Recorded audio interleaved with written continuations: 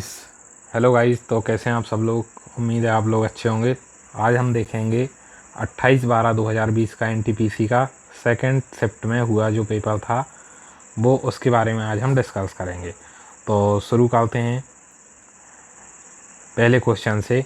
किस नियम के अनुसार स्थिर तापमान पर गैस का आयतन दाब के व्युत्क्रमानुपाती होती है? तो ये बॉयल का नियम है। नेक्स्ट क्वेश्चन है हमारा, सीता फतेहपुरी ऐप्स में अपने कॉलेज जाने के लिए अंधेरी ए से अपने ऑटो में एक ऑटो लेती है। सीधे कॉलेज जाने वाली सीधी सड़क पर जाने की बजाय कोई मोड़ नहीं था, ऑटो 10 किलोमीटर बाद मुड़ता है और बांद्रा बी चौराहे से दाहिनी ओर मुड़ता है। तो हम बताते हैं, इसको बना लेते हैं। डायरेक्शन का क्वेश्चन है कि ऑटो चल रहा है ऐसा, ए पॉइंट से ये चलना शुरू किया और सीधा चलता है और 10 किलोमीटर बाद ये 10 किलोमीटर चल गया। 10 किलोमीटर चलने के बाद ए पॉइंट से चला था ये, और ए पॉइंट से चलने के बाद 10 किलोमीटर बांद्रा भी दाहिनी ओर मुड़ जाता है अपना। अब दाहिनी ओर जैसे ही मुड़ा तो ये नीचे दाहिनी ओर मुड़ गया और 8 किलोमीटर चला ये दाहिनी ओर मुड़ के। 8 किलोमीटर ये चलता है यहाँ से, और फिर बिंदु सी से बाएं मुड़ जाता है। फिर ये क्या करता है कि बाएं मुड़ जाता है और 12 किलोमीटर चलता है। तो ये 12 किलोमीटर चल गया बाएं मुड़ के, और उसके बाद फिर से बाएं मुड़ जाता है और 8 किलोमीटर फिर से चलता है। अब 8 किलोमीटर फिर से चला और 4 किलोमीटर की दूरी तय करने के बाद ऐप पर पहुंचता है। अब यहाँ से फिर ये 4 किलोमीटर दूरी तय करा और ऐप पे चला है यहाँ से मुड़ने के बाद। तो अब उसने बताना है कि उसने कितनी डिस्टेंस एक्स्ट्रा तय करी, यानी कि अगर वो सीधा सीधा जाता तो कितने किलोमीटर कम जाता। तो ये वाला जो 8 है, ये वाला 8 और ये वाला 8 उसने एक्स्ट्रा चला, यानी कि 8 और 8 को जोड़ेंगे तो हम 16 आंसर आएगा। नेक्स्ट क्वेश्चन है, cos 2 थीटा बराबर sin थीटा किसके लिए होगा अगर एंगल का मान 0 से 90 डिग्री के बीच में हो? तो ये वैल्यू है। अब ये वैल्यू हम रख के देखेंगे, तो हम जैसे कि इसमें 30 वैल्यू रख के देखते हैं तो cos 60 हो जाता है यहाँ से इक्वल टू sin 30। तो दोनों की वैल्यू कितनी होती है? दोनों की वैल्यू सेम हो जाती है। तो दोनों की वैल्यू ये सेम हो जाती है, cos 60 और sin 30 की वैल्यू। तो नेक्स्ट क्वेश्चन देखते हैं। दोनों की वैल्यू जो है कि 1/2 आती है निकल के, 1/2 दोनों की वैल्यू आती है। तो इसलिए ये 30 आंसर हो जाएगा। नेक्स्ट क्वेश्चन देखते हैं, कौन सा रंग उर्वरक क्रांति से संबंधित है? तो धूसर क्रांति से संबंधित है। नेक्स्ट क्वेश्चन है, लाइकेन एक ऐसा जीव है जो काय की चेतावनी देता है? तो ये वायु प्रदूषण की चेतावनी देता है, यानी कि लाइकेन अगर ख़त्म होने लगेगा, जो हरा हरा कलर का होता है, तो इसका मतलब वायु प्रदूषण ज़्यादा बढ़ते जा रहा है। नेक्स्ट क्वेश्चन है हमारा, यदि ये क्वेश्चन है तो हम इसका क्या करेंगे कि रूट हटा देंगे और इसको ऐसा लिख लेंगे 19 - x√12 इक्वल टू, ये 4 का हो जाएगा 2 और ये √3, 4 रूट में से, और इसका स्क्वायर यहाँ पे लगा देंगे इसका रूट। अब इसका स्क्वायर सॉल्व कर लेंगे तो ये आ जाएगा 4 + 3 a² - b के स्क्वायर से हम इसको ओपन कर देंगे इक्वल टू 4√3। और यहाँ से ये हो गया 19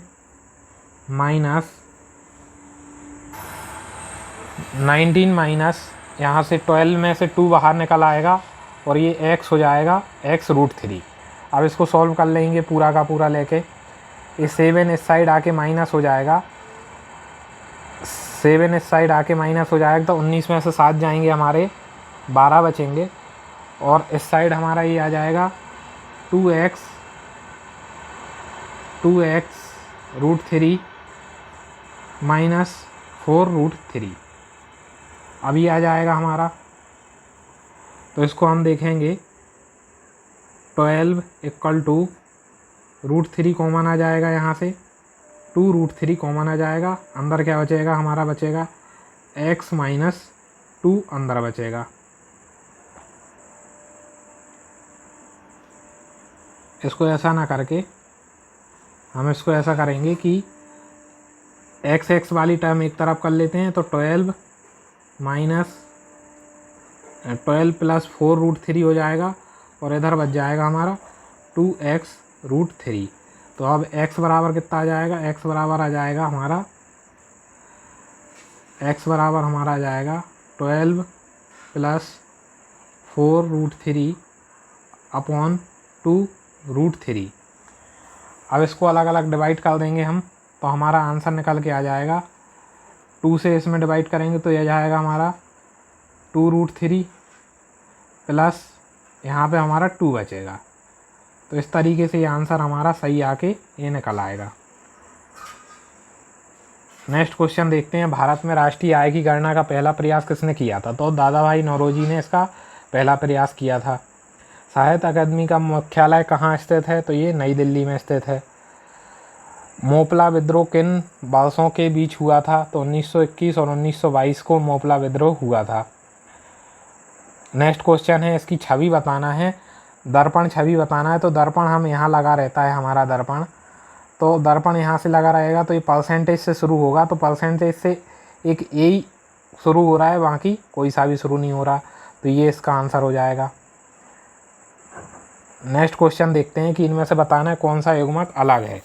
तो 4 का क्यूब 64 होता है, 9 का क्यूब 729 होता है, 6 का क्यूब 216 होता है, लेकिन 7 का क्यूब 27 नहीं होता, इसलिए यही अलग हो जाएगा।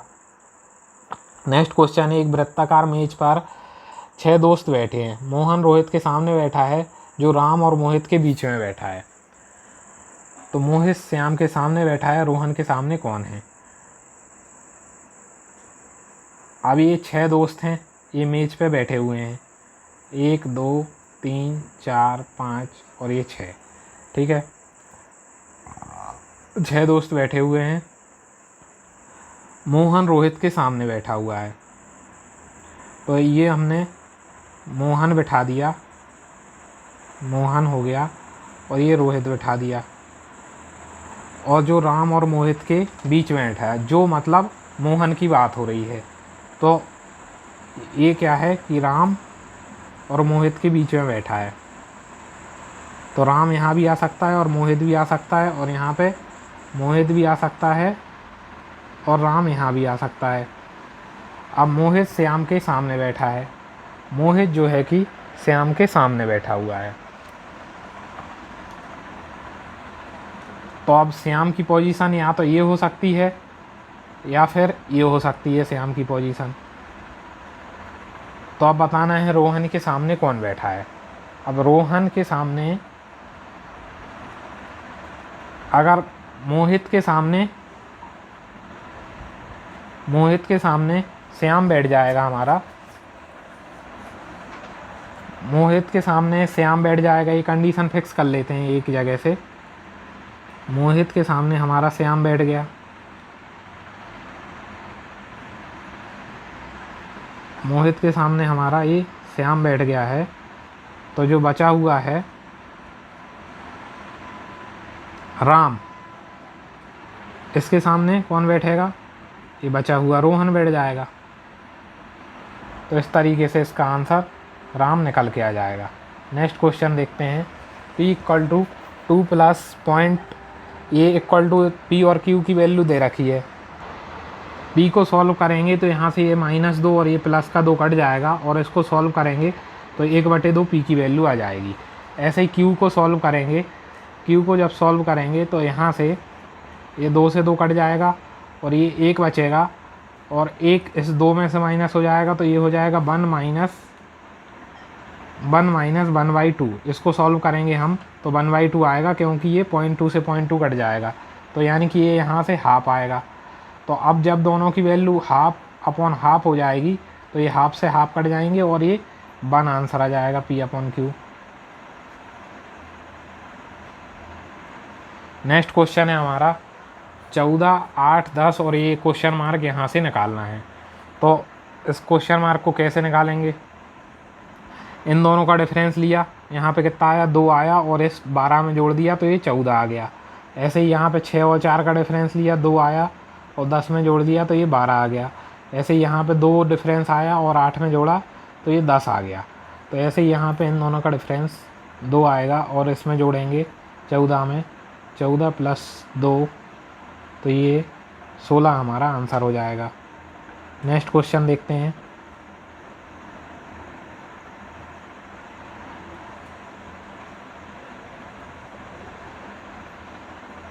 इनमें से कौन सा पुरस्कार केवल संगीत से संबंधित है, तो ग्रैमी पुरस्कार जो है कि संगीत से संबंधित है। नेक्स्ट क्वेश्चन है, ए किसी कार्य को 12 दिन में पूरा कर सकता है, बी ए की तुलना में 20% कम कुशल है। तो ए और बी की इफिशियंसी लिख लेते हैं हम। ए की इफिशियंसी, ए मान लो 100% काम कर लेता है और बी 20% कम है तो ये 80% काम कर लेता है। तो दोनों की इफिशियंसी का रेशो निकाल लेते हैं तो ये आ जाएगी इसकी 4:5 आ जाएगी। ठीक है, तो 4:5 आ जाएगी। तो ए 12 दिन में काम करेगा तो 4 की वैल्यू अगर 12 के बराबर हो जाएगी, 4 की वैल्यू हमारी अगर 12 के बराबर हो जाएगी तो 5 की वैल्यू कितनी होएगी, तो 5 की वैल्यू 15 के बराबर हो जाएगी। तो इस तरीके से बी को काम करने में 15 दिन लगेंगे। देख लेते हैं, इसको अच्छे से समझ लेते हैं एक बार कि 4 = अगर 12 है तो 5 = कितना हो जाएगा, 12/4 × 5 तो ये कट जाएगा 3 बार और 5 3 15 हो जाएगा। तो 15 हमारा आंसर आ जाएगा इस तरीके। इनमें से कौन प्रसिद्ध संतूर वादक है, तो शिव कुमार शर्मा एक संतूर वादक हैं। नेक्स्ट क्वेश्चन है हमारा, ए बी की कार्य क्षमता का अनुपात 3:4 है। तो ए को 12 दिन में पूरा करता है तो बी कितने दिन में पूरा करेगा। तो ये ए और बी की कार्य क्षमता का अनुपात 3:4 है। तो ये क्या है, इफ़िशियंसी। तो इनका टाइम का रेशो क्या हो जाएगा, 4:3, ये पलट जाता है। तो 4 बराबर कितना हो जाएगा, 4 बराबर अगर 12 है तो ऐसे ही 3 बराबर हमारा 3 यूनिट बराबर कितना निकलेगा, 9 दिन निकलेगा। तो ये 9 दिन में कंप्लीट कर लेगा। तो इस तरीके से 9 आंसर आ जाएगा।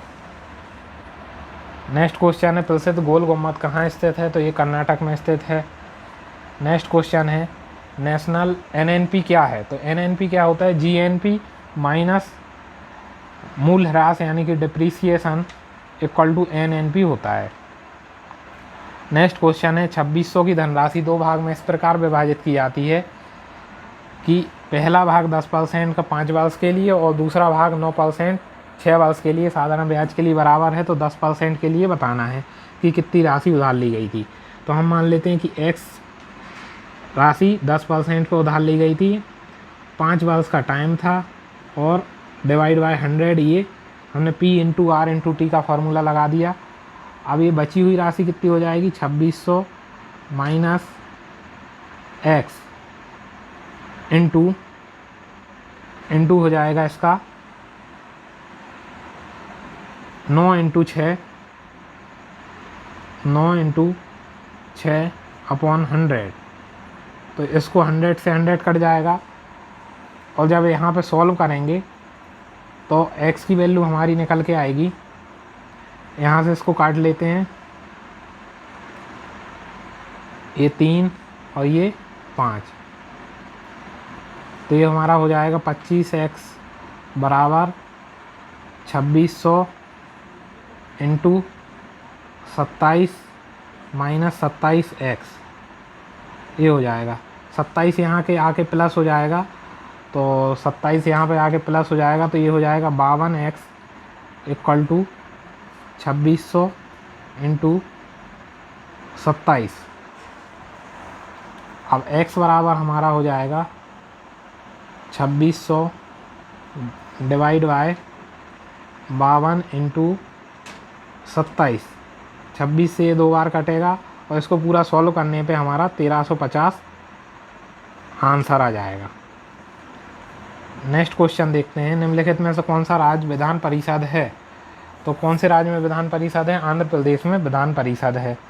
संयुक्त राष्ट्र सुरक्षा परिषद का मुख्यालय कहाँ पर है, तो ये न्यूयॉर्क में है। नेक्स्ट क्वेश्चन देखते हैं, किसने ईस्ट इंडिया कंपनी के खिलाफ प्लासी का युद्ध लड़ा? तो सिराजुद्दौला ने ईस्ट इंडिया कंपनी के खिलाफ युद्ध लड़ा था। नेक्स्ट क्वेश्चन है, टैक्सोनॉमी का जनक किसे कहा जाता है? तो कार्ल लिनियस को टैक्सोनॉमी का जनक कहा जाता है। उस विकल्प का चयन करें जो इनमें से मैच करता हो। तो कुत्ता रक्षक होता है, तो घोड़े पे हम क्या करते हैं? सवारी करते हैं। पहली 8 प्राकृत संख्याओं का माध्य और पहली 8 आवाज संख्याओं का माध्य का अंतर कितना होगा? तो पहली भाज्य कितनी हो जाएंगी? x हो जाएंगी, और अभाज्य कितनी हो जाती है? x + 1 हो जाती है। तो अब इन दोनों का डिफरेंस और इनका माध्य कितना है? 8 संख्याएं हैं, तो 8 से इसको डिवाइड कर देंगे। तो इसको जब सॉल्व करेंगे तो हमारा 1/8 आंसर निकलेगा। ये आंसर हो जाएगा 1/8। नेक्स्ट क्वेश्चन है, महाराजा को ये लिखा जाता है तो उसी कूट भाषा में रेन ड्रॉप को क्या लिखा जाएगा? तो देख लेते हैं।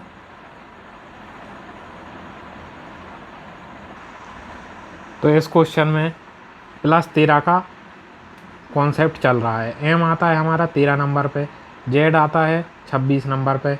तो m में प्लस करा 13, a में प्लस करा n तो 13, इस तरीके से 8 में प्लस, ऐसे कर करके ये +13 वाला कॉन्सेप्ट चल रहा है।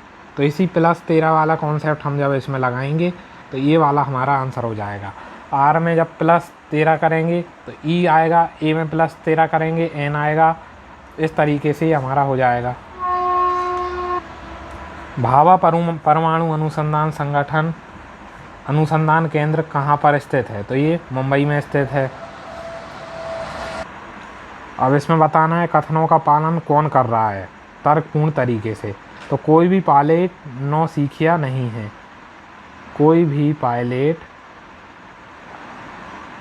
नौसिखिया नहीं है। ये पायलट हो गया, ये नौसिखिया हो गया। और कुछ नौसिखिए खिलाड़ी हैं। अब आंसर कुछ दे रहा है, कुछ पायलट खिलाड़ी हैं, कुछ पायलट खिलाड़ी हैं, तो इसके बारे में हम कुछ नहीं बता सकते, तो ये गलत हो गया। कुछ पायलट खिलाड़ी नहीं हैं, तो ये इनडायरेक्ट रिलेशन है, मतलब इसका कोई संबंध नहीं दिया है क्वेश्चन में, इसलिए ये गलत हो गया। कुछ नौसिखिए खिलाड़ी नहीं है, कुछ नौसिखिए खिलाड़ी नहीं है, तो कुछ खिलाड़ी हैं और कुछ नहीं है, इसका रिलेशन दिया हुआ है इसलिए, और इसमें से कुछ हैं और कुछ नहीं है इसलिए सही हो गया। और कुछ खिलाड़ी पायलट हैं, तो फिर से खिलाड़ी और पायलट के बारे में हम कुछ नहीं बता सकते।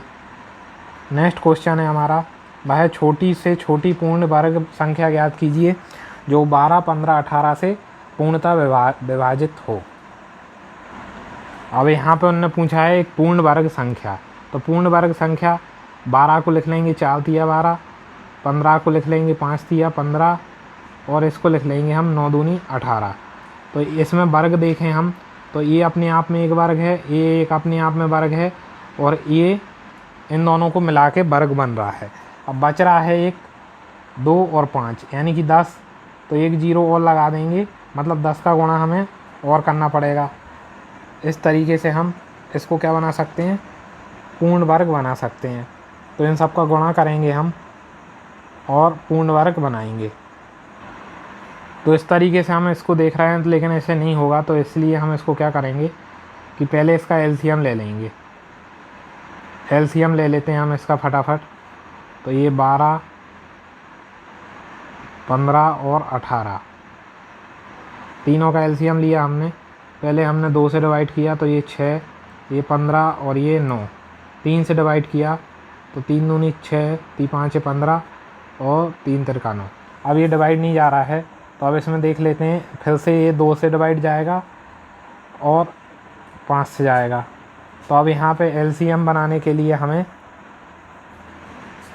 इसका वर्ग बनाने के लिए हम देख सकते हैं कि हमारे पास अब ये 2 से डिवाइड जाएगा एक बार 5 से जाएगा और एक बार 3 से जाएगा। तो हमारी जो संख्याएं निकल के आई हैं वो हमारी ये संख्याएं निकल के आई हैं 2 गुणा 2 और 3 गुणा 3 इंटू 5। तो एक 5 की कमी है। अब इन सब का हम जब गुणा करेंगे तो हमारा ये 900 आएगा, जो कि एक स्क्वायर बन जाएगा। एक 5 की कमी थी, इसको स्क्वायर बनाने में, तो 5 का और गुणा कर देंगे, तो इस तरीके से ये हो जाएगा। नेक्स्ट क्वेश्चन देखते हैं। जलियांवाला बाग नरसंहार किस तिथि को हुआ था? ये 13 अप्रैल 1919 में हुआ था। 19वीं समानांतर किस किस देश के बीच में है? तो USA और कनाडा के बीच में ये है। नेक्स्ट क्वेश्चन है, पहला भारतीय संचार उपग्रह कौन सा था? तो ये एप्पल था, भारतीय संचार उपग्रह।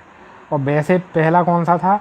वैसे पहला आर्यभट्ट था, लेकिन संचार उपग्रह पूछ लेंगे तो ये एप्पल था। नेक्स्ट क्वेश्चन है, एक स्कूल में लड़का लड़कियों का औसत इतना है और लड़कों का औसत इतना है, तो बताना है। दोनों का औसत ये दिया है, लड़कों का औसत इतना है और लड़कियों का औसत इतना है, तो बताना है कि लड़कों और लड़कियों की संख्या क्या हो जाएगी। लड़कों का हम लिख लेते हैं 15.4 और लड़कियों का हम लिख लेते हैं 18.2, और अब दोनों का बीच में लिख लेंगे 16.8, और इसमें मिक्सचर एलिगेशन हम लगा देंगे। मिक्सचर एलिगेशन हम जैसे ही लगाएंगे इसमें, तो ये हमारा यहाँ पे आ जाएगा 1.4 डिफरेंस यहाँ से, और यहाँ से आ जाएगा हमारा 1.4, तो यही गर्ल्स और बॉयज़ का रेशो हो जाएगा। अब ये कट रहे हैं एक एक बार, तो 1:1 निकल के आ जाएगा इसका सही आंसर। नेक्स्ट क्वेश्चन है हमारा, पृथ्वी ग्रह का वह कौन सा क्षेत्र जहाँ जीवन मौजूद है उसे क्या कहा जाता है? तो इसे जैव मंडल कहा जाता है, जिस पे हम रहते हैं। हिममंडल में नहीं रह सकते हम, वायुमंडल में भी नहीं रह सकते, और गोलार्ध में भी नहीं रह सकते, इसलिए जैव मंडल सही आंसर हो जाएगा। नेक्स्ट क्वेश्चन है, इस समीकरण को संतुष्ट करता है तो इसकी वैल्यू निकालना है। तो इसकी वैल्यू निकालने के लिए हम क्या करेंगे, यहाँ पे हमारी x की वैल्यू अगर हम 1 रख रहे हैं,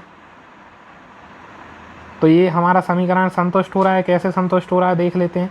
1 का square 1 minus 2 plus 1 equal to हमारा 0 आ रहा है, तो x की वैल्यू हमारी 1 सेटिस्फाई हो रही है। तो 1 वैल्यू जब हम इसमें रखेंगे तो 1 माइनस 1 0 हो जाएगा, और 0 हमारा सही आंसर हो जाएगा।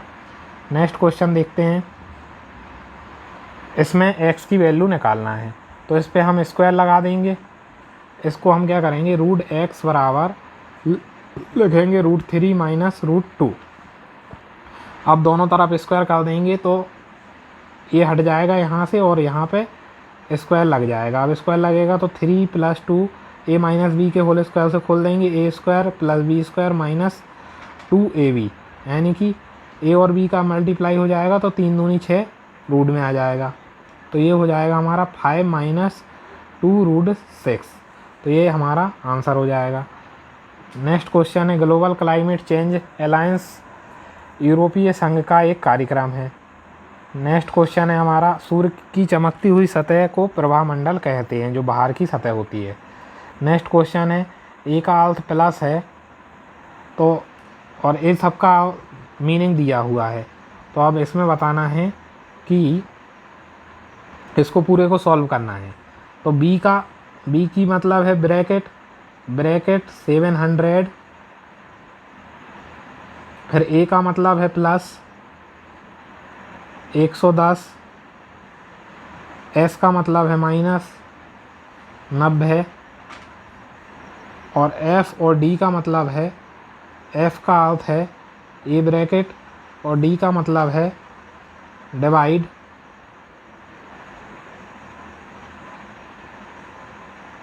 बी का मतलब है फिर से ब्रैकेट और 9, एम का मतलब है मल्टीप्लाई 10, और एस का मतलब है सब्ट्रैक्शन माइनस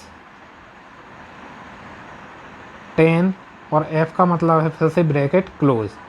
तो अब इसको सॉल्व करना है। तो कैसे सॉल्व करेंगे, 700 प्लस 700, इसमें से 90 माइनस करेंगे तो ये 20 बचेगा, तो ये हो जाएगा 720 डिवाइड बाय 9 हम के 90 माइनस 80, 90 माइनस 10 करेंगे तो 80 आ जाएगा, 0 से 0 कट जाएगी, 8 से इसको डिवाइड करेंगे तो 8 9 72 इसका आंसर आ जाएगा। तो 9 आंसर हो जाएगा इसका सही। नेक्स्ट क्वेश्चन देखते हैं, कौन से राष्ट्र ने 5 बार कॉमनवेल्थ गेम की मेज़बानी की है। तो ये ऑस्ट्रेलिया ने 5 बार मेज़बानी की है।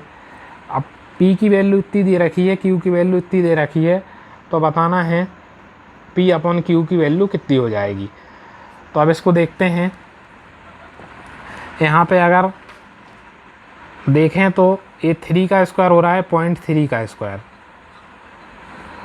0.3 का स्क्वायर हो रहा है यहाँ पे, प्लस 0.03 का स्क्वायर हो रहा है, और माइनस अगर हम इसको लिख दें 2 इंटू 0.3, 0.6 को ऐसे लिख सकते हैं और इंटू कर देते हैं 0.03। तो ये एक फॉर्मूला बन जाता है a माइनस बी का होल स्क्वायर का। तो 0.3 माइनस 0.3 का होल स्क्वायर ये फॉर्मूला बन जाता है 0.3। ये पॉइंट यहाँ ना आके आएगा यहाँ पे, तो इसका ये फॉर्मूला बन जाता है। जब इसको सॉल्व करते हैं तो ये होता है 0.27 का स्क्वायर, और अपॉन में आता है इसके 54, अपॉन में इसके 54 आता है। तो इसको देख लेते हैं, 27 इंटू 0.27 अपॉन 0.54।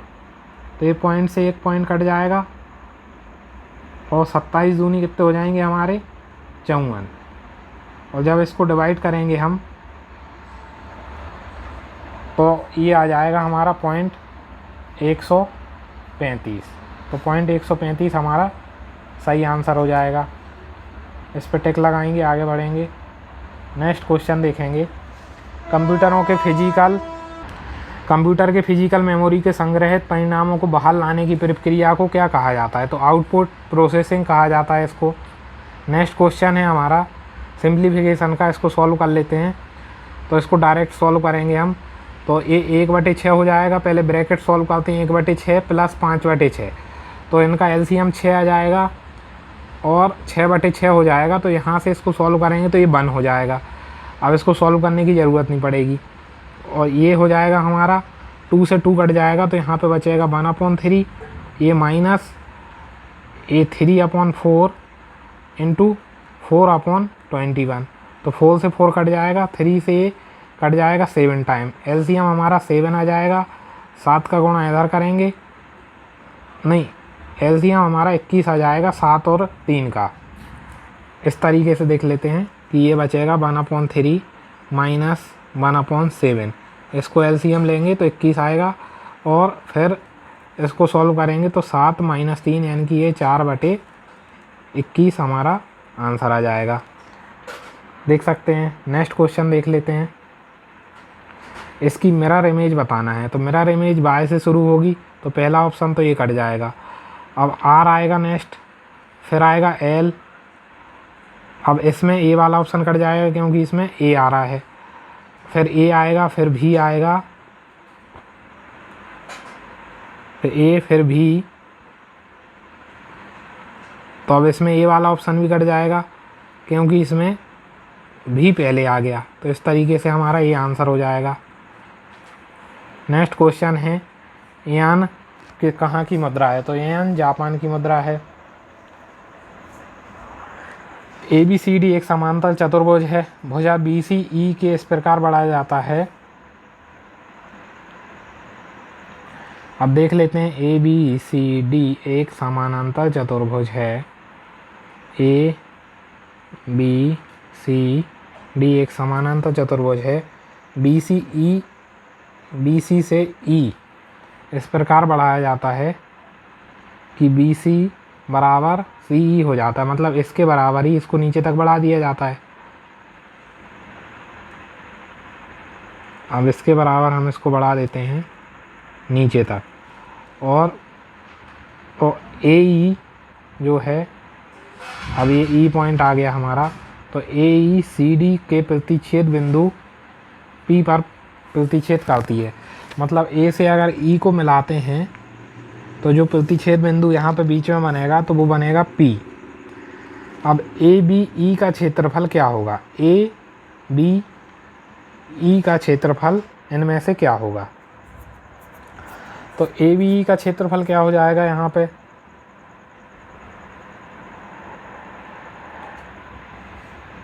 तो ए बी ई का क्षेत्रफल, अब यहाँ से ए वाला और ए वाला दोनों बराबर हैं देखा जाए तो अगर ए वाला काट के हम यहाँ पे रख दें तो इसका क्षेत्रफल में कोई फ़र्क नहीं आना चाहिए, क्योंकि ए इसकी आधी है और ए इसकी बराबर है, तो इन दोनों की लेंथ सेम है।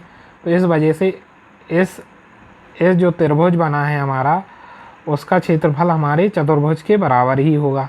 इस तरीके से समांतर चतुर्भुज के बराबर ही क्षेत्रफल हो जाएगा। नेक्स्ट क्वेश्चन है, एक भिन्न का अंश में से 2 का निकाल दें तो भिन्न मान लेते हैं हम x/y। अंश में से हमने 2 का निकाल दिया, एक भिन्न अंश का हर से 2 कम है, तो इस तरीके से हम मानेंगे इसको कि जो अंश है, अब हमारी जो भिन्न बन रही है उनने बोला है कि अंश जो है हर से 2 कम है, तो हर हमने x मान लिया, तो ये हमारी भिन्न बन गई। अब ये भिन्न बन गई है, अब उनने बोला है कि यदि अंश में 2 का गुणा किया जाए, तो हमने अंश में 2 का गुणा कर दिया और हर में 3 का गुणा कर दिया जाए, तो ये जो है 2/9 के बराबर प्राप्त होती है। तो यहाँ से 2 से 2 कट गया, ये 3 से 3 कट गया, तो ये हो जाएगा 3x - 6 बराबर x। तो यहाँ से x की वैल्यू हमारी 3 निकल के आएगी, और जो कि हम इसमें रखेंगे तो 3 - 2 1 हो जाएगा, 1/3 हमारा सही आंसर हो जाएगा। नेक्स्ट क्वेश्चन देखते हैं, सूचना प्रौद्योगिकी में NIU किसके लिए प्रयोग किया जाता है। तो नेटवर्क इंटरफेस यूनिट के लिए ये यूज किया जाता है। नेक्स्ट क्वेश्चन है, जन शिक्षण संस्थान JSS का संचालन किसके संरक्षण में होता है। तो कौशल विकास और उद्यमिता मंत्रालय के संरक्षण में होता है। नेक्स्ट क्वेश्चन है, ए किसी कार्य को 20 दिन में पूरा करता है, बी उसी कार्य को 30 दिन में पूरा करता है। अब ए 20 दिन में पूरा कर रहा है और बी उसी काम को 30 दिन में पूरा कर रहा है, तो किसी अन्य कार्य के कारण एक कार्य पूर्ण होने से पहले ही छोड़ देता है। यदि शेष 5 दिन ने बी अकेले ही काम किया, तो बी ने अकेले काम किया, तो अब यहाँ पे इनका LCM आ जाता है हमारा 60।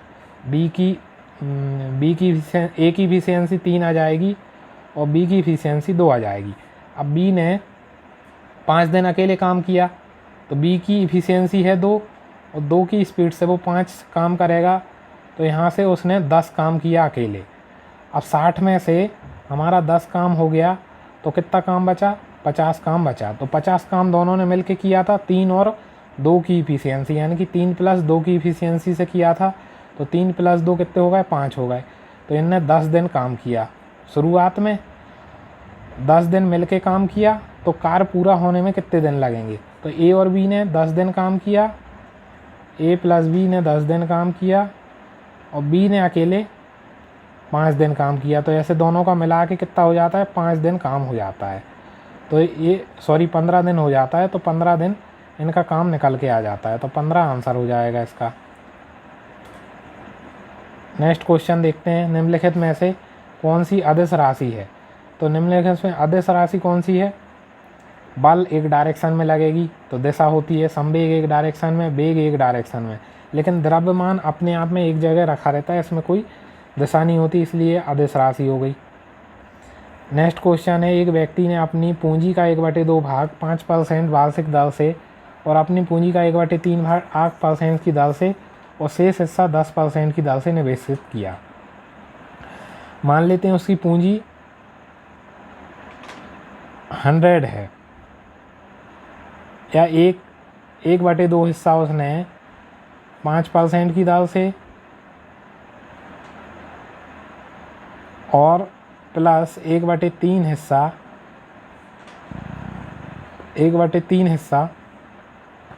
उसने किया 8% की दर से, प्लस अब शेष कितना बच गया, शेष हमारा बच गया, शेष का हिसाब देख लेते हैं पहले। टोटल 1 मानी थी हमने, और उसने 1/2 यहाँ पे खर्च कर दी और 1/3 यहाँ पे खर्च कर दी। तो शेष जो बचेगी यहाँ से एलसीएम हमारा 6 आ जाएगा, 6 आ जाएगा और 6 माइनस 5 हो जाएगा, यानी कि 1/6 अब उसकी बच गई।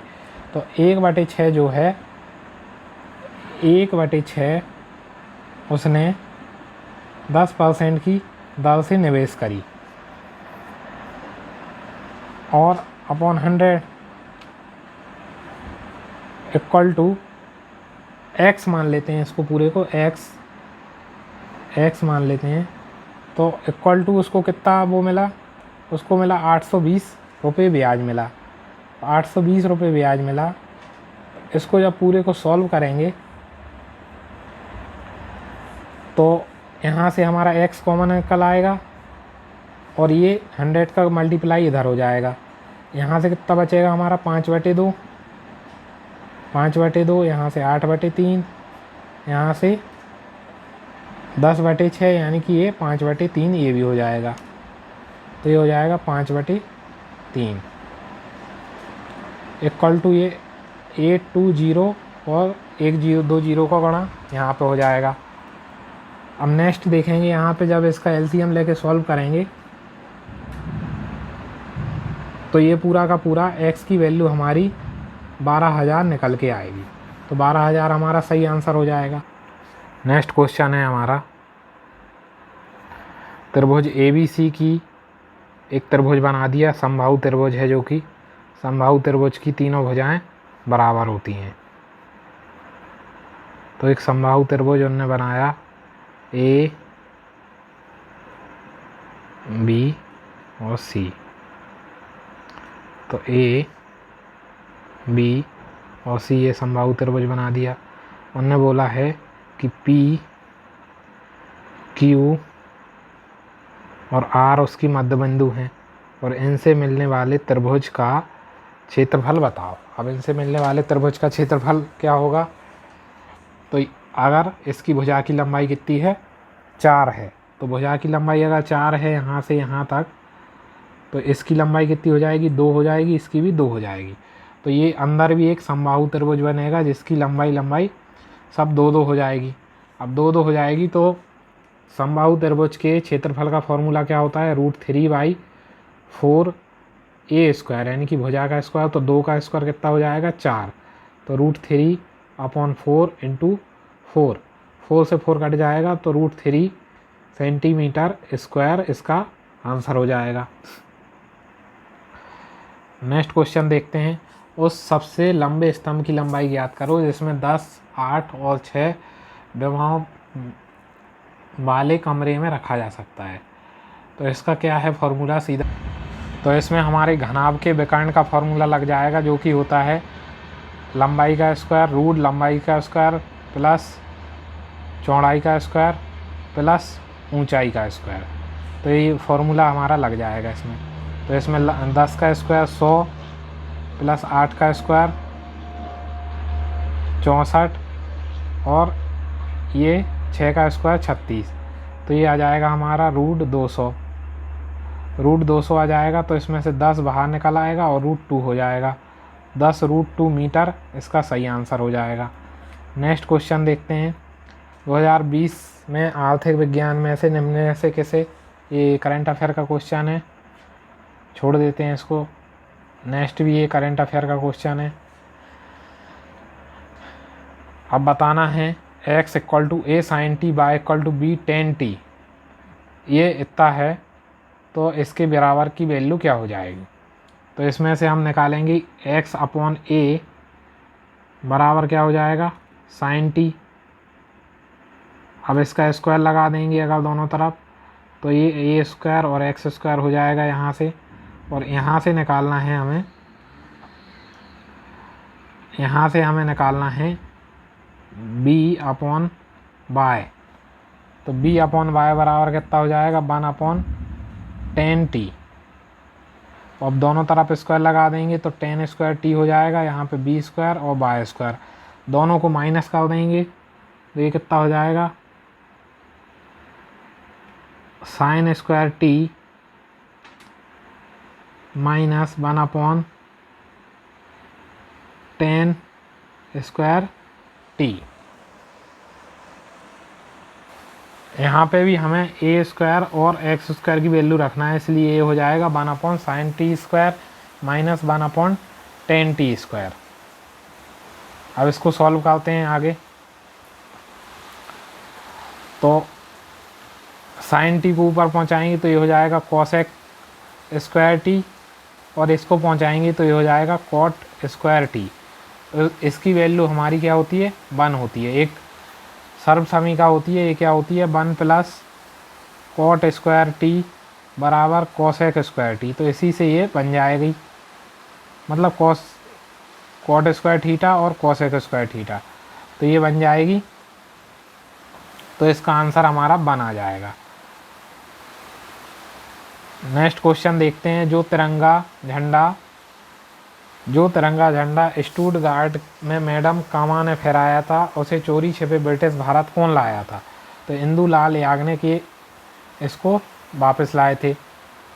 नेक्स्ट क्वेश्चन है, निम्नलिखित में से कौन सा कंप्यूटर सिस्टम में ऑक्सिलरी मेमोरी का हिस्सा नहीं है? तो ऑक्सिलरी मेमोरी कौन सी होती है? जो पहले चलती थी, मतलब कि एक बार राइड हो जाती है उसमें, तो दोबारा से राइट नहीं कर सकते। तो ये पी रोम को हम बार बार राइट कर सकते हैं, इन सबको हम बार बार राइट नहीं कर सकते, तो ये ऑक्सिलरी मेमोरी हो जाएगी। नेक्स्ट क्वेश्चन है, 20 छात्रों द्वारा ये 30 अंकों में से प्राप्त अंक दर्शाए गए हैं, तो उनकी इस फॉर्मूले के हिसाब से 2 माध्यिका माइनस बहुलक ज्ञात करना है। तो इसके लिए हम सबसे पहले क्या करते हैं कि इसको हम लाइन से जमा लेते हैं। अब लाइन से जमाते हैं तो 7 आएगा, फिर 9 आएगा, फिर 12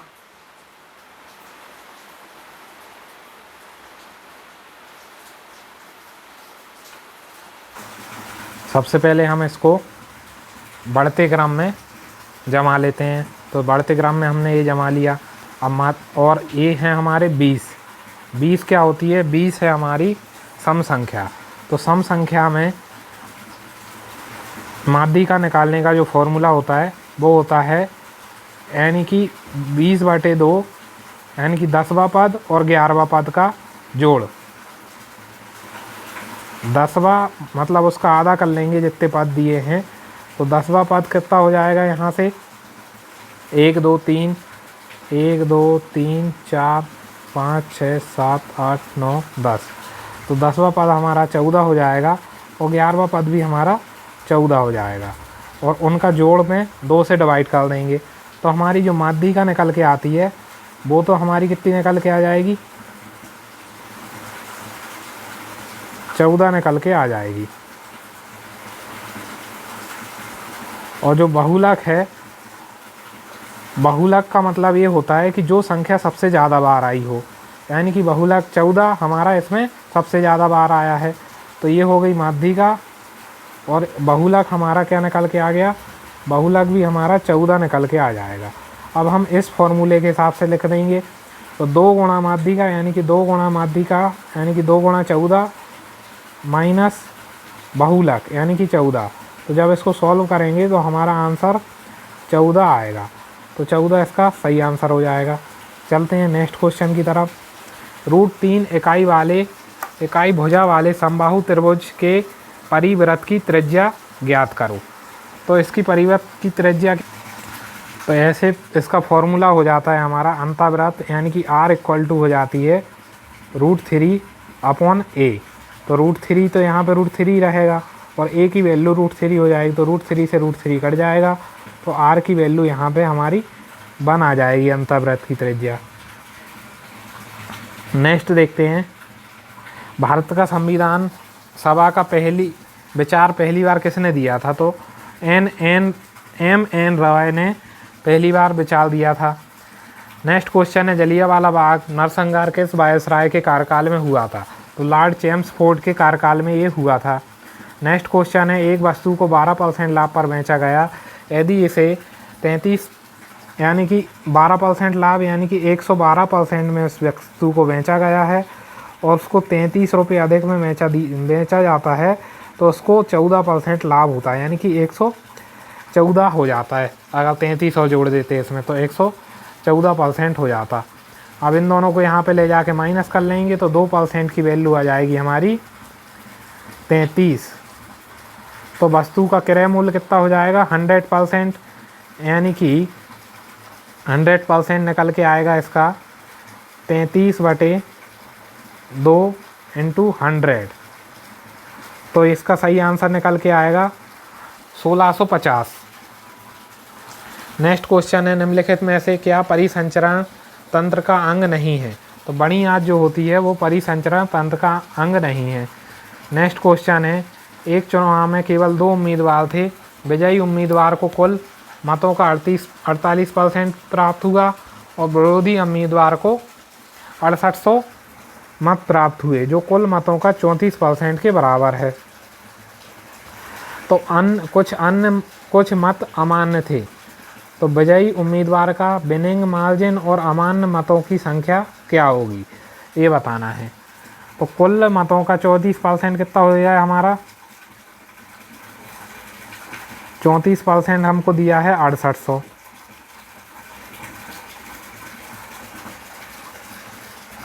अब 6800 दिया है तो विजयी उम्मीदवार को हुए 48%। तो यहाँ से 48% की वैल्यू कितनी निकल आएगी हमारी,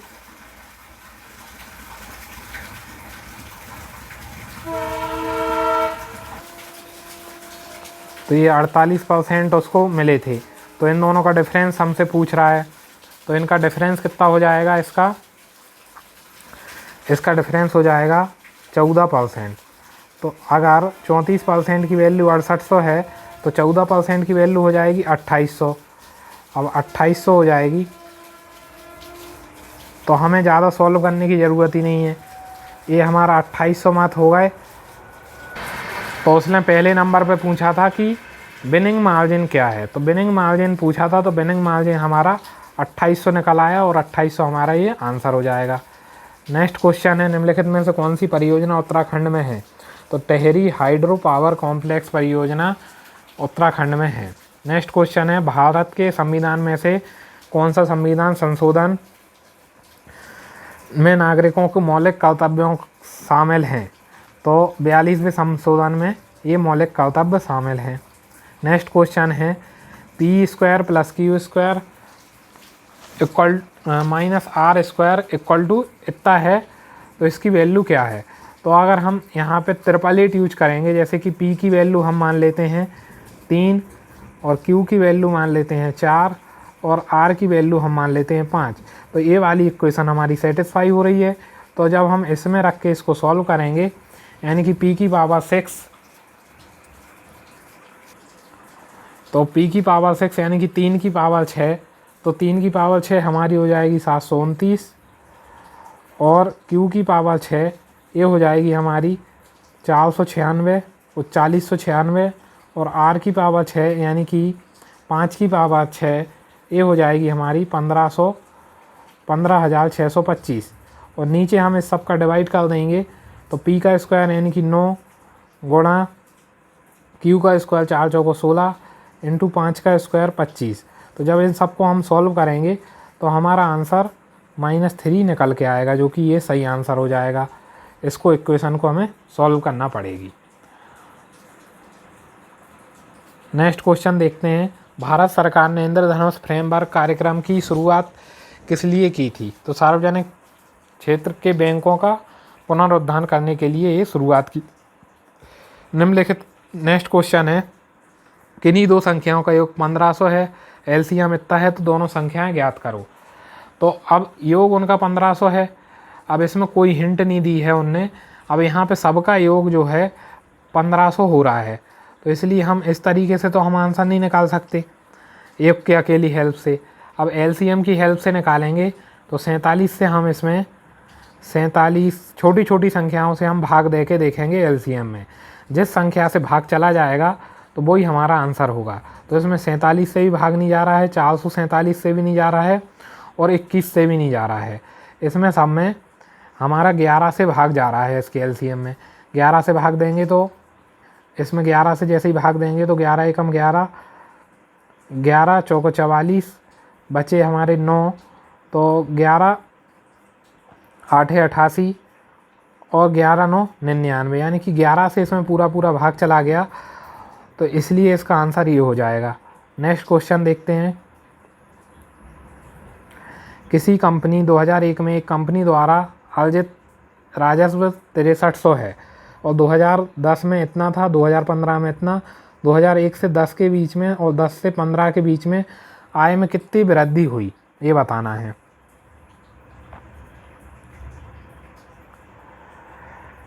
तो एक में जो था 2001 से 10 के बीच में,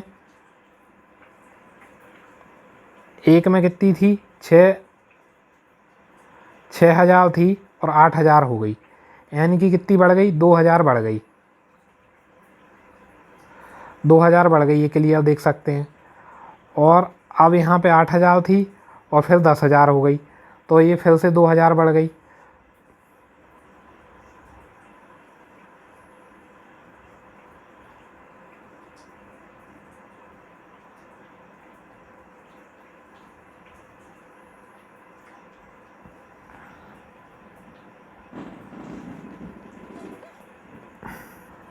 तो एक्चुअल में ये ग्राफ हमें ऐसे ही दे दिया है, इसमें क्वेश्चन में हमें ग्राफ के देख के सॉल्व नहीं करना है, हमें सॉल्व करना है क्वेश्चन देख के। तो 2001 में इतनी थी और 2010 में इतनी थी, तो इन दोनों का हम डिफरेंस निकाल लेंगे 8100 और 6300 का, तो इनका डिफरेंस हमारा निकलेगा 1800।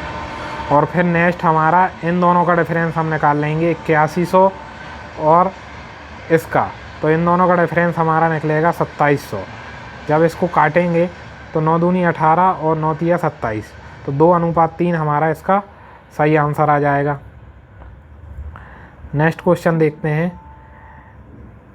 कक्षा X ने मतलब कक्षा 10 बोर्ड की परीक्षा बैठने वाले छात्रों की संख्या 360 में 10% ए ग्रेड के, 20% बी ग्रेड के और 30% सी ग्रेड के और 40% डी ग्रेड के हैं, तो ए और बी ग्रेड प्राप्त करने वालों कुल छात्रों की संख्या कितनी है। तो टोटल छात्र हैं हमारे 360, ए में हमारे हैं 10% और बी में हैं 20%, टोटल होगा हमारे 30%। तो जब इसका 360 का 30% हम निकालेंगे तो हमारा 108 आंसर आ जाएगा। नेक्स्ट क्वेश्चन देखते हैं। सापेक्षता का सिद्धांत किसने दिया था, तो ये अल्बर्ट आइंस्टीन ने दिया था। अब ये देखते हैं, अंबर इक्वल टू 27 है, ब्राउन इक्वल टू 14 है, तो ग्रीन इक्वल टू कितना हो जाएगा। तो अंबर का नंबर होता है हमारा, ए का नंबर होता है 1, एम का नंबर होता है 13,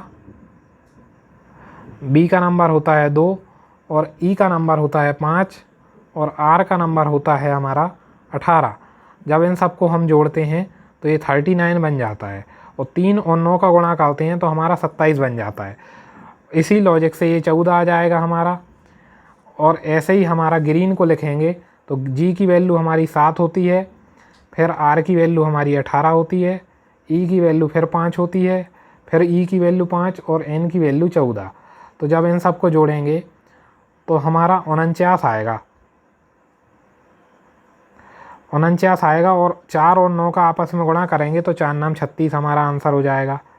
नेक्स्ट क्वेश्चन देखते हैं। भारत का पहला एटॉमिक पावर स्टेशन कब चालू किया गया था, तो 1969 में ये चालू किया गया था। सेब से संबंधित रोग फायर ब्लाइट के रूप में जाना जाता है। नेक्स्ट क्वेश्चन है, यदि 3 व्यक्तियों का व्यवसाय 1/2, 1/3 और 1/4 के अनुपात में धन निवेश किया जाता है, वर्ष के अंत में इतना हिस्सा प्राप्त होता है, तो सबसे बड़ा हिस्सा क्या होगा। तो इसको पहले हम एलसीएम लेके, इसका एलसीएम आएगा 2, 3 और 4 का एलसीएम हमारा 12 आएगा, तो 12 का हम इस अनुपात में गुणा कर देंगे, तो हमारा जो नया अनुपात निकल के आएगा वो आएगा 6, 4 और 3। 6, 4, 3 निकल के आएगा, तो इन सब का सम हो जाएगा 13। 6 + 4 10 और +3 13, तो 5600, 15,600 में सबसे बड़ा हिस्सा कितना हो जाएगा 6, और 6 में हमको कितने से भाग देना पड़ेगा, 13 से भाग देना पड़ेगा। तो 13 एकम 13 और 13 दूनी 26, तो 12 छिंग 7200 हमारा सबसे बड़ा हिस्सा निकल के आएगा।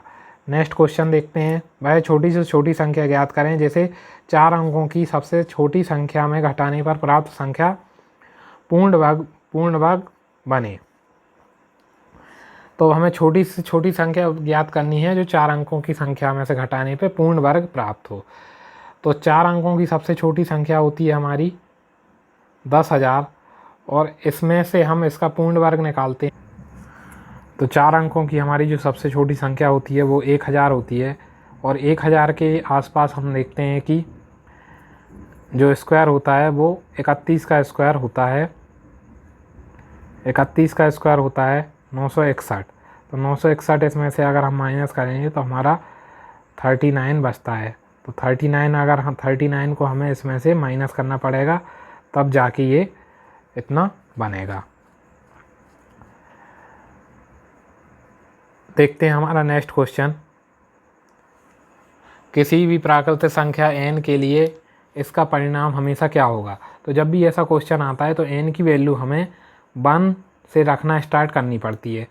तो 1 अकेला हमारा आंसर 0 नहीं आना चाहिए कोई भी वैल्यू रखने पर। जैसे 1 रख के देखते हैं तो 6 की पावर 1 माइनस 5 की पावर 1, तो ये हमारा हो जाएगा 1।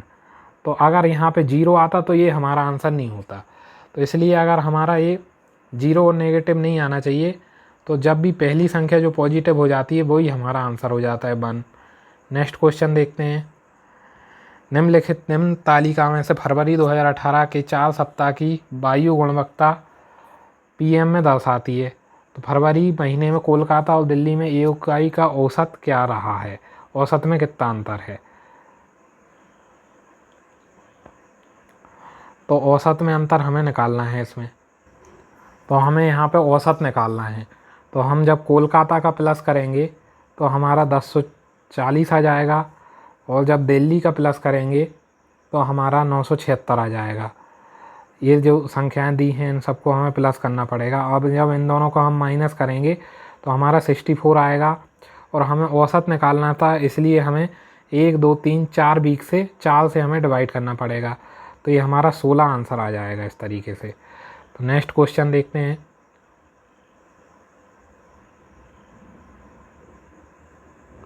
एक संख्या में 40% की पहले वृद्धि की जाती है और फिर 40% की कमी की जाती है। तो उसका फॉर्मूला हमारा ये होता है, जब भी किसी चीज़ में दो चीज़ में वृद्धि या कमी कर रहे हों तो इसका फॉर्मूला हमारा ये होता है। तो इससे हमारा डायरेक्ट आंसर निकल आता है। तो +40 -40 और एक है माइनस की संख्या, एक है 40 प्लस में और एक है माइनस में। तो जब इन दोनों को गणा होगा तो ये माइनस आएगा, माइनस का 1600 डिवाइड बाय 2 जीरो। तो ये तो कट गए और ये 2 जीरो से 2 जीरो कट गई, तो ये 16 माइनस का 16 आया, यानी कि तो यहाँ पे हमारा आंसर माइनस में आया है, इसलिए 16% की कमी हम आंसर लिखेंगे। नेक्स्ट क्वेश्चन है, एक्सेस को इस भाषा में लिखा जाता है तो एक्सीलेंट को किस भाषा में लिखा जाएगा। तो ये डायरेक्ट इसमें नंबर लिख दिए गए हैं। ए का नंबर 1, सी का 3, सी का फिर 3, फिर ई का 5 और एस का 19, फिर एस का 19। तो ऐसे ही एक्सीलेंस को हम डायरेक्ट जब नंबर लिखेंगे तो हमारा ये आंसर हो जाएगा। नेक्स्ट क्वेश्चन देखते हैं। तो ये यहाँ पे उल्टा ये नंबर ये सीरीज का क्वेश्चन है। तो नेक्स्ट क्वेश्चन देखते हैं कि जेड के बाद जेड के पहले बाय आता है, बाय के पहले एक्स, एक्स के पहले डब्लू, डब्लू के पहले भी और भी के पहले आएगा हमारा यू। अब ऐसे ही यहाँ से सीधा चल रहा है स्मॉल में A B C D E F, तो ये स्मॉल आ जाएगा एफ, और ये उल्टा चल रहा है फिर से एफ ई डी सी और बी के बाद ए आ जाएगा। तो इस तरीके से हमारा ये आंसर निकल आएगा। अब ये नेक्स्ट क्वेश्चन हमारा निकल के आया है कि इसमें उनने पूछा है, तो इसमें ये पहला वाला हमारा ये 8 भुजाओं वाला है, फिर ये 7 भुजाओं वाला है। तो नेक्स्ट हमारा 6 भुजाओं वाला आएगा पहली बात तो, और फिर ये 5 भुजाओं वाला है, और इसके अंदर हमारे 7 दिए हैं, फिर 6 आ गए हैं, और इसके अंदर हमारे 5 आएंगे। तो ऐसा एक ही जो दिख रहा है वो यही दिख रहा है। बाकी ऑप्शन ए भी है, लेकिन ये हमारा 6 भुज नहीं है, मतलब 6 भुजाएं वाला नहीं है, इसलिए इसका आंसर ये वाला ज़्यादा करेक्ट होगा, ये नहीं होगा। नेक्स्ट देखते हैं नेक्स्ट क्वेश्चन। दी गई सारणी में विशेष शहर में एक परीक्षा उत्तीर्ण करने वाले छात्रों की संख्या दर्शाती है। तो यदि किसी वर्ष में परीक्षा में बैठने वाले छात्रों की संख्या इतनी है तो सभी 3 वर्षों में लगभग कितने औसत छात्र पास हुए हैं। तो औसत छात्र निकालना है, उत्तीर्ण होने वाली परसेंटेज। तो इन सबको प्लस कर लेंगे। इन सबको हम जब प्लस करेंगे, इन सब संख्याओं को जब हम प्लस करेंगे, प्लस करने के बाद इससे डिवाइड करेंगे और इनटू 100 करेंगे तो लगभग हमारा जो है आंसर 71% निकल के आएगा। नेक्स्ट क्वेश्चन देखते हैं। इनमें तीनों में एक सही संबंध बताना है, कौन बता रहा है। तो संचार, टेलीफोन और पत्र।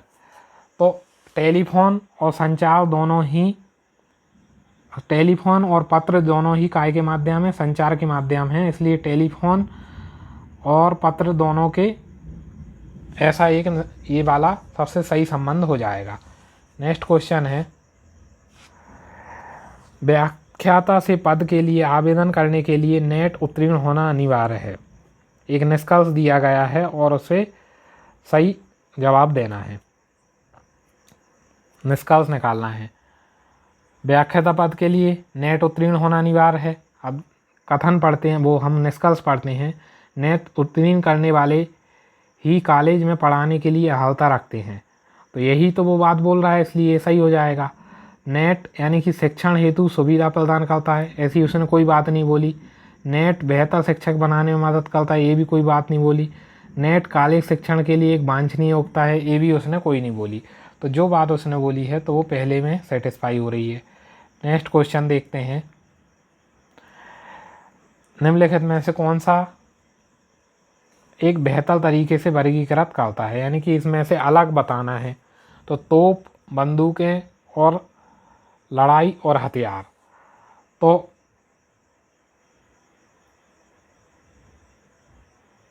इनमें से आंसर देना है भाला, इनमें से आंसर भाला, कैटापुल्स, पिस्टल और राइफल। तो जो है कि ये सब क्या हैं, एक तरीके के सारे हथियार हैं, इसलिए इसमें हथियार का तरीके से ये वर्गीकृत करेगा। नेक्स्ट क्वेश्चन है हमारा, कथन पढ़ना है और निष्कर्ष निकालना है। परीक्षा शुल्क के देर से भुगतान के लिए छात्रों को जुर्माना देना पड़ता है।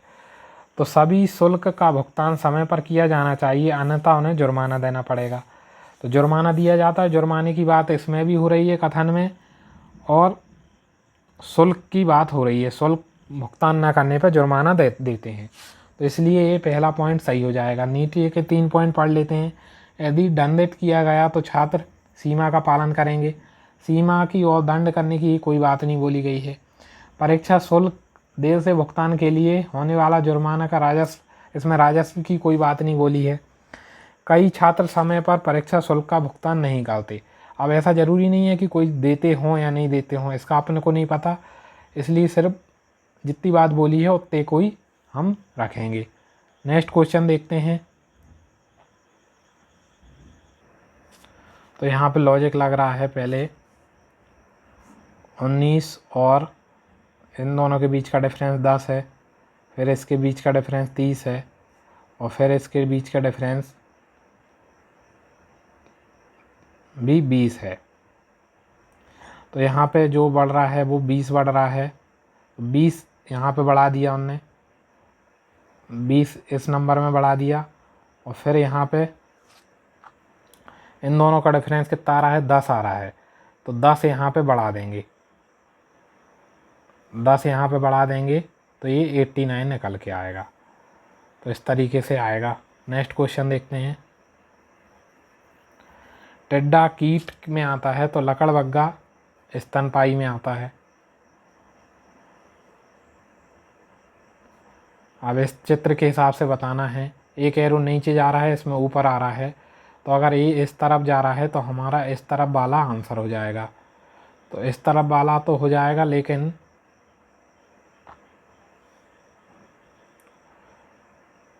इस तरफ वाला आंसर हो जाएगा, लेकिन हमें देखना है कि यहाँ पे बीच में गोला था तो यहाँ पे भी बीच में, यहाँ पे बीच में गोला था तो यहाँ पे भी बीच में गोला है।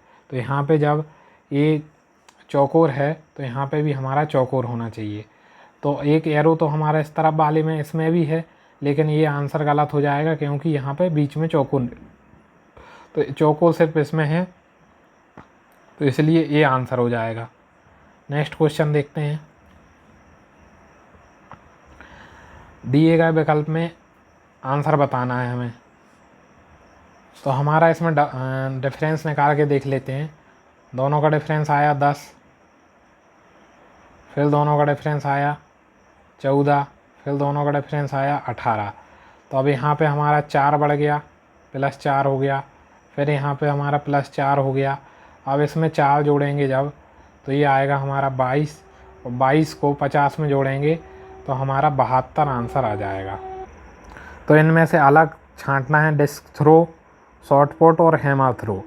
तो डिस्क थ्रो, शॉर्ट पुट और हैमर ये सब हाथ से फेंकने वाली चीज़ें होती हैं, और गोल्फ एक उसके गोल्फ के बैट से खेलने वाली चीज़ होती है। तो इसलिए गोल्फ इसका सही आंसर हो जाएगा। तो गोल्फ सही आंसर हो जाएगा। तो ऐसे ही वीडियो देखने के लिए हमारे चैनल पर बने रहें। वीडियो पसंद आया तो वीडियो को लाइक करें, साथ ही साथ अपने सभी दोस्तों के साथ शेयर करें और चैनल को सब्सक्राइब करें। Thanks for watching. Next video में हम मिलेंगे ऐसे ही नेक्स्ट सेट के साथ।